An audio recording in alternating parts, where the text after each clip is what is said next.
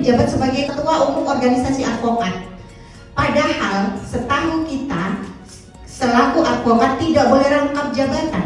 Kenapa hingga detik ini jadi Wamenko? Sebagai Wamenko digaji oleh negara, kita yang membayar, harusnya nggak bisa mengayomi kita semua.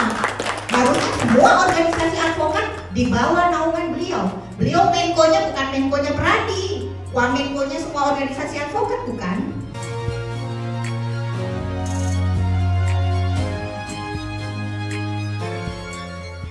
Assalamualaikum warahmatullahi wabarakatuh. Salam sejahtera untuk kita semua. Om Swastiastu, Namo Buddhaya. Salam kebajikan. Saya mengingat sedikit ke belakang. Pertemuan ini mungkin pertemuan kedua yang saya ingat dan saya hadiri setelah diuntak dulu ya, Pak Rohman ya. Tahun 2011 kita juga pernah membuat gerakan seperti ini. Ini kali kedua. Dan saya sempat mengatakan di media, ini adalah kalau bahasa pasarnya, bahasa lapangannya, kotoran kering disiram air kembali, basah kembali. Sebenarnya ini tidak perlu kita bicarakan lagi kalau mereka paham historisnya dan mereka tidak lupa terhadap sejarah. Secara de facto Indonesia menganut multibar, tidak bisa dipaksakan single bar. Dan beberapa negara lain pun menganut sistem multibar. Kita tidak usah berbicara jauh kepada Eropa atau nanti Malaysia saja. Malaysia saja ada 2 organisasi, bukan 1. Jadi menurut saya ada 2 hal yang perlu kita lakukan. Pertama, bagaimana mendorong agar segera dilakukan revisi Undang-Undang Advokat. Karena mengingat Undang-Undang Advokat sudah 25 kali kalau saya tidak salah diuji materi.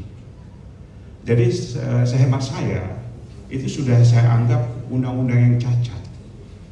Karena sudah terlalu sering diuji materi. Jadi sudah saatnya sekarang kita dorong Komisi 3 ketika pada waktu tahun 2012 kalau saya nggak salah, kita sempat RDPU dengan Komisi 3 sehingga pembahasannya hanya sisa 1 pasal tidak selesai sehingga tertunda. Nah ini kita dorong agar segera dilakukan revisi. Jadi semua organisasi secara de facto sekarang ada agar bisa masuk dalam undang-undang advokat. Itu menurut saya.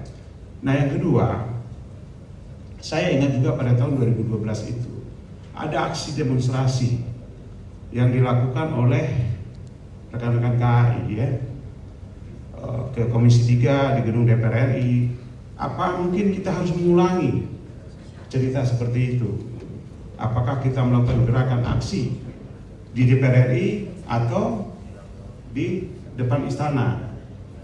Saya berharap ini penting karena kalau tidak ada aksi maka ini dianggap angin lalu.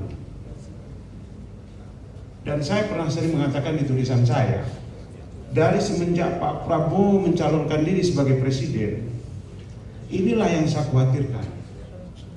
Karena pada waktu itu, ini maaf saya sebut nama, Bang Otto mengincar kursi Menkumham. Inilah yang ingin dia lakukan. Dan sekarang tercapai. Jadi kekhawatiran saya sekian puluh tahun yang lalu itu terbukti. Jadi saya berharap semua rekan-rekan teman-teman dari OA yang saat ini ada, mari kita kompak. Mari kita saling bahu-membahu menyatukan visi, jangan lagi merasa egois bahwa organisasi saya yang paling besar, yang paling hebat, tapi mari kita sama-sama untuk menggunakan bahwa Indonesia menganut sistem multibar. Inilah momen kita semua untuk bersatu, menyatukan sikap, menyatukan visi, tolak Yusril Iza Mahendra, mundurkan Yusril Iza Mahendra. Sepakat, setuju. Mantap sekali, terima kasih Pak. Waalaikumsalam warahmatullahi wabarakatuh. Advokat bangsa Indonesia, monggo silakan waktu dan tempat bisa berdiri di depan ini, monggo silakan. Terima kasih atas waktunya Pak Ketua, Pak Dr. Abdul Salam, Pak Sekretaris, rekan sejawat Pak Abdul Rohman, Bapak Ibu semua, Ketua Umum Organisasi Advokat, Sekretaris, Pengurus DPD, dan rekan-rekan sejawat lainnya. Terkait statement yang sudah diberikan oleh Menko Yusril Iza Mahendra. Sebenarnya tadi kami berpikir, artinya Pak Yusril itu memberikan statement dia berdasarkan pribadi kah, atau dia atas nama Menko kah, atau dia selaku praktisi. Itu satu yang perlu kita tanyakan. Terus yang kedua, beliau ada statement bahwa Peradi adalah state organ. Dia harusnya paham yang namanya state organ, lembaga negara, organ negara, satu, dia pasti digaji oleh pemerintah. Nah itu berarti nanti harus ditanyakan kepada Pak Yusri, berarti semua anggota yang tergabung di dalam organisasi advokat tersebut punya hak mendapat gaji bulanan dari pemerintah. Itu yang satu yang perlu digarisbawahi, bahwa kalau dia menamakan Peradi adalah state organ, organ negara, berarti berhak terhadap gaji bulanan. Setelah itu juga kami akan menyoroti Pak Otto. Beliau saat ini menjabat sebagai ketua umum organisasi advokat. Padahal setahu kita selaku advokat tidak boleh rangkap jabatan. Kenapa hingga detik ini beliau menjadi Wamenko? Itu yang harus kita tanyakan. Beliau harusnya milih, karena apa? Sebagai Wamenko beliau digaji oleh negara. Kita yang membayar beliau. Harusnya beliau bisa mengayomi kita semua. Harusnya semua organisasi advokat di bawah naungan beliau. Beliau Menkonya bukan Menkonya Peradi, Wamenkonya semua organisasi advokat bukan. Kami sepakat nanti kita bersurat rame-rame, dan mungkin ada lanjutan yang nanti kita bisa mengumpulkan 2.500 advokat. Kami setuju. Mungkin itu. Terima kasih. Assalamualaikum warahmatullahi wabarakatuh. Nah, saya ingin saran masukan dari Dr. Muda UMI, yaitu Bapak Dr. Rahardi. Mungkin bisa memberikan pencerahan dari sudut pandang advokat muda. Silakan Pak Rahardi. Jadi langsung saja ke poinnya.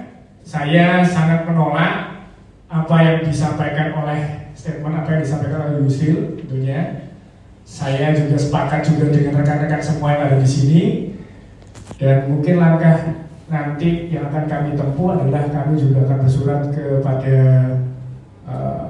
pihak terkait, tentunya Mahkamah Agung dengan Menteri Hukum juga.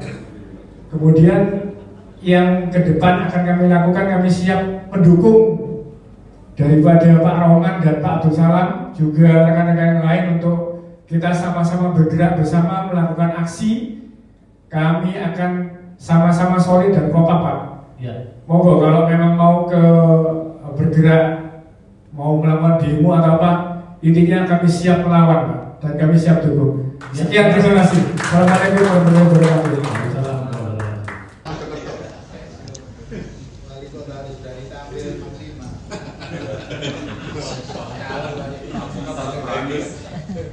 Bismillahirrahmanirrahim. Assalamualaikum warahmatullahi wabarakatuh. Rekan-rekan sekalian, rekan sejawat, terutama Pak Abdul Salam dan juga Mas Rohman, perkenankan saya Agus Suseno. Sebenarnya saya ini di pengurus DPD Ferrari Jawa Timur. Kebetulan dapat pesan khusus atau mandat dari Pak Teguh Samudra, karena beliau tidak bisa hadir dan hanya titik pesan yang akan kami sampaikan. Pesan khusus dari Pak Ketua Umum Ferrari, Pak Teguh Samudra, yang perlu saya sampaikan, nun sewu, karena ini amanat harus saya sampaikan. Yusril Iza Mahendra itu seorang profesor yang sudah pikun berpikir dan malas belajar.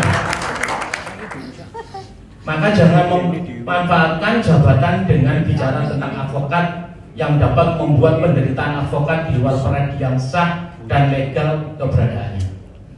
Karena justru peradi yang dimaksud Prof. Yusril Iza Mahendra itu sudah mati suri dan haram keberadaannya. Walau sudah jadi Menko Hukum HAM dan Imigrasi dan Pemasyarakatan, harus tetap rajin belajar. Apakah dia itu menyadari hal itu? Ini yang harus kita pertanyakan pada yang bersangkutan.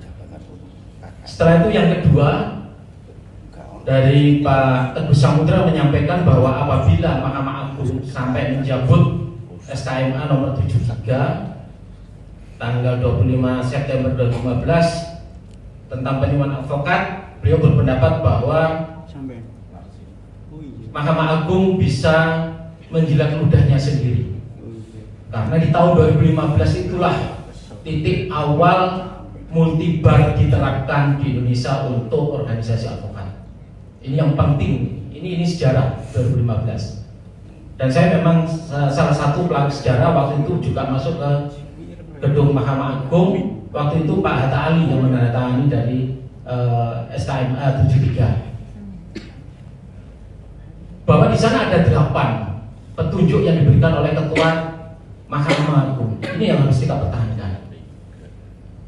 Karena mendasarkan pada putusan Mahkamah Konstitusi maupun terhadap apa yang dilakukan Peradi Oto waktu di tahun 2010 pun kan tidak berhasil, sehingga muncullah SKMA 73. Sehingga yang perlu kita pikirkan nanti ke depan, masih relevankah wadah tunggal advokat di Indonesia? Ini pemikirannya Pak Teguh Samudra.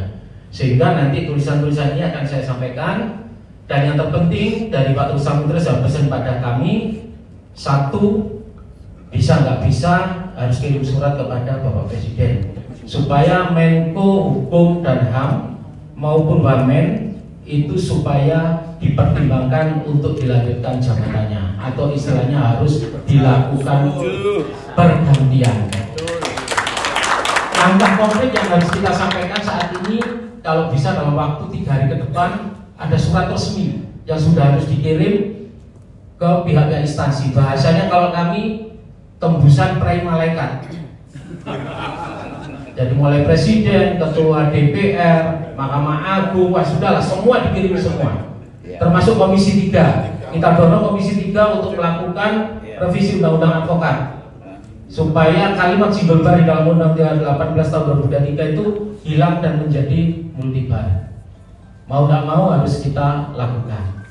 Sementara itu, dan kalau memang di Jawa Timur mau ada kumpul-kumpul lebih dari 1.000 orang yang dilakukan di Bali, kalau bisa kita 2.500 monggo. DPD Peradi Jawa Timur insya Allah akan menyiapkan anggotanya kurang lebih 200 sampai 300 anggota. Demikian dan saya akhiri. Wassalamualaikum warahmatullahi wabarakatuh. Waalaikumsalam. Terima kasih Pak. Jadi apa yang disampaikan Bapak Teguh Samudra ini memang benar. Gus Miftah saja sadar gara-gara jual es mundur, apalagi ini kalau advokat se-Indonesia Raya kan mundur ya wis nemen, katanya Pak Buji tidak bisa nemen dari situ ya. Jadi Bapak Ibu sekalian, kesempatan kali ini saya ingin masuk kepada perkumpulan Persatuan Advokat Indonesia, merupakan satu-satunya organisasi advokat tertua. Dalam hal ini akan diwakili oleh Bapak Advokat Senior Bapak Rudi. Monggo Pak Rudi, waktu dan tempat. Baik, saya Rudi selaku Ketua PBB Peradi. Saya hanya akan bicara singkat saja karena semua sudah dijelaskan oleh rekan-rekan saya semua. Dan itu benar adanya Pak, dan saya setuju. Kenapa Turku melakukan hal seperti itu? Dia mengatakan single Pak. Ujung-ujungnya apa? Duit. Oh duit. Pendapatan untuk masih berkurang jauh gitu. Makanya dia ngomong seperti itu ya, dan saya pun kurang setuju. Seharusnya MA harus ambil sikap juga. Kalau memang itu single Pak, kenapa kok dari organisasi yang lain itu disumpah oleh pengadilan tinggi? Itu jelas mencoreng muka MA sendiri Pak ya. Bahkan pun pernah waktu itu saya diundang juga oleh Universitas Brawijaya, dikumpulin di satu tempat juga, kemudian saya bisa hadir. Saya diwakili oleh Profesor Dr. Yahman. Yang dibahas oleh Haryanto, dia mengatakan single Pak. Tetapi dikata oleh Prof. Yahman, kalau ini single Pak, kenapa tradisi ini tidak bisa mempersatukan organisasi? Kok mau mengatur kita semua itu tujuannya apa? Jadi jelas sekali ujung-ujungnya ini duit. Kita setuju bahwa kita harus tetap bersatu. Ya, OA boleh beda, tapi kita persaudaraan nomor 1. Jadi jangan sampai kita pun diadu domba satu sama lain. Jangan. Yang kita hadapi adalah utuh, termasuk Yusuf sama Hendra. Mungkin cukup kata-kata saya. Wassalamualaikum warahmatullahi wabarakatuh. Waalaikumsalam warahmatullahi wabarakatuh. Sukses. Nah, saya ingin mendengarkan saran masukan. Kemarin Mas Rizal katanya kesempatannya berhalangan hadir. Monggo Pak, perwakilan dari DPD KAI Mas Cucu yang sekarang ganti ya Pak presidennya ya. Monggo Pak, silakan Pak ke depan. Saya tidak perlu menyampaikan menggebu-gebu seperti yang sudah disampaikan para ketum, karena pikiran kita sama semua. Pada prinsipnya kami akan membawa gerbong sebanyak-banyaknya kalau apa yang diinginkan teman-teman hari ini. Dan bismillah, besok kita mengadakan konverda. Kami harap juga teman-teman stakeholder yang ada di sini bisa menjadi peninjau, karena kita mengundang terkonfirmasi baik Yusril maupun Otto kita hadirkan. Mudah-mudahan bisa hadir. Kalau perlu kita kerjain di tempat. Jadi kita menyampaikan salam dari Pak Pres, Pak Cucu yang sekarang berubah menjadi presidium oleh Pak Heru Notonegoro. Salam hormat dan sayang semua pada teman-teman. Semua UA ini adalah satu komando. Perjuangan kita sama. Prinsipnya kita perjuangkan kehormatan UA. Itu aja. Terima kasih. Matur nuwun. Assalamualaikum warahmatullahi wabarakatuh. Saya ingin minta saran masukannya dari Pak Putu, mungkin dari aspek-aspek yang lain. Kira-kira saran apa yang tepat ini Pak Putu untuk mensikapi opini pedas, opini liar nih? Monggo Pak Putu, waktu dan tempat silakan. Selamat siang, salam sejahtera untuk kita semua.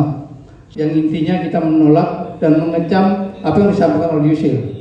Apalagi beliau mengatakan bahwa organisasi advokat ini selain pradi, kita dikatakan sebagai ormas ya. Jadi tidak sejalan dengan Undang-Undang Nomor 18/2003. Jadi saya sepakat menolak apa yang disampaikan oleh Pak Yusril. Yang kedua, sepakat juga mengirim surat kepada Presiden, mungkin tembusannya kepada Ketua DPR, Ketua MPR, kemudian Komisi 3, termasuk Mahkamah Agung, karena beliau lah yang jajarannya yang menyumpah kita di daerah. Kita sama-sama terus kita unggah statement-statement kita yang mengkonter opini yang dilakukan oleh Menko Hukum, HAM dan Imigrasi. Saya kira itu Pak Rahmat. Terima kasih. Baik, terima kasih Pak Putu. Ini sangat menarik sekali. Kami yang bertanda tangan di bawah ini sah bertindak untuk atas nama mewakili pengurus organisasi advokat bersama ini menyatakan sepakat menyuarakan keprihatinan nasional terkait pernyataan saudara Prof. Yusril Iza Mahendra pada rapat kerja nasional Pradi yang diselenggarakan di Bali tanggal 5-6 Desember 2004 dengan mengatakan bahwasanya organisasi advokat di luar Pradi di bawah kepemimpinan Putu Hasibuan adalah ormas dan LSM. Berkenaan dengan pernyataan tersebut, sama ini kami sepakat menyuarakan sikap. 1. Mendesak saudara Prof. Yusril Iza Mahendra segera minta maaf secara terbuka dan mengundurkan diri dari jabatannya sebagai Menteri Koordinator Hukum dan Komunikasi. Yang kedua, mendorong pemerintah Republik Indonesia agar segera merevisi Undang-Undang Advokat 18/2003 tentang advokat. Di sana mencantumkan organisasi advokat adalah multibar. Yang terkait yang mundur itu jangan hanya Yusril. Betul. Nah, kalau bisa Wamenko-nya juga, karena dia kan selaku ketua Pradi juga. Oh iya, siap. Dari ya. Oke, nanti kita revisi. Wamenko sama Wamenko. Oke, siap. Assalamualaikum warahmatullahi wabarakatuh. Jadi kita tetap mempertahankan keindependensian advokat. Kita tetap mempertahankan kemandirian advokat sesuai dengan pasal 28 Undang-Undang 18/2003 tentang advokat. Ya. Kita tetap menjadi seorang penegak hukum karena advokat adalah profesi sebagai penegak hukum. Dalam menjalankan tugas sebagai penegak hukum, kita dilindungi oleh pasal 16 Undang-Undang 18/2003 tentang advokat. Menanggapi apa yang disampaikan oleh Profesor Yusril Mahendra, ini saya sayangkan, seorang profesor ahli tata negara, tapi omongannya tidak berdasarkan hukum. Dasarnya apa dia bicara? Kalau ahli tata negara itu berpegangan berpedoman pada konstitusi Undang-Undang Dasar 45. Pasal 2728 sudah menyampaikan demokrasi adalah freedom expression of association, kebebasan untuk menyampaikan pendapat dan berkumpul. Seorang menteri, itu ahli tata negara, Pak Prof. Yusril Mahendra, ini saya sayangkan. Kenapa dia tidak bisa membedakan organisasi dengan ormas? Dan ucapannya itu tidak berdasarkan hukum. Karena apa? Apa yang disampaikan itu adalah masa lalu. Peraturan yang sudah dicabut melalui putusan MK 101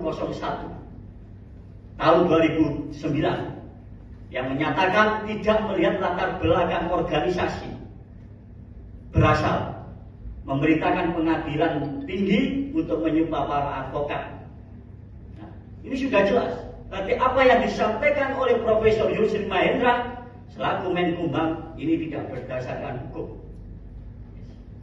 Ada yang menyebut dalam putusan MK yang tidak boleh itu kan hanya menyampaikan tidak melihat latar belakang organisasi berasal.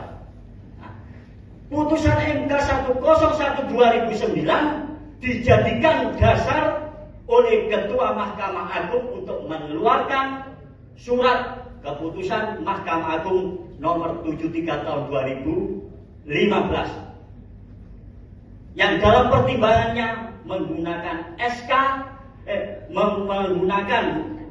dalam pertimbangannya menggunakan putusan MK 101 2009. Itu Pak Menkumham sama Pak Wamen suruh baca itu. Suruh baca. Kalau beliau ahli hukum pasti dia paham. Suruh baca ya Pak Lutfi ya. Nah, sekarang baca. Mungkin namanya beliau ahli hukum, mungkin punya sifat pikun. Ya. Tolong solusinya kira-kira apa? Langkah konkretnya apa ini? Yang kedua, persoalan yang berhubungan bahwa apa yang disampaikan saya nyatakan secara tegas, apa yang disampaikan oleh Menkumham seorang Profesor Yusril Mahendra ini tidak berdasarkan hukum. Satu. Yang kedua, ucapannya mencabut surat SK-MA 73 2015 ini melebihi, ini menunjukkan sifat arogansinya. Seorang menteri itu di bawah presiden dan lembaga tinggi negara hanya ada 3, eksekutif, legislatif, yudikatif. Dalam pasal 24 kekuasaan kehakiman adalah bebas dan mandiri. Apakah pantas seorang menteri di bawah naungan presiden sebagai eksekutif mencabut dalam pernyataan yang mencabut SK-MA 73 tahun 2015? Dan saya kira apa yang disampaikan oleh Pak Yusril Mahendra ini tidak berdasarkan dan tidak bisa dianggap sebagai seorang ahli hukum. Ya, mantap. Ya, terima kasih Pak Lutfi. Saran masukannya itu bagus. Jadi saya pada dasarnya kalau memang dia merangkap sebagai advokat, silakan mundur dari jabatannya. Terima kasih. Oke. Merdeka. Merdeka. Multibar.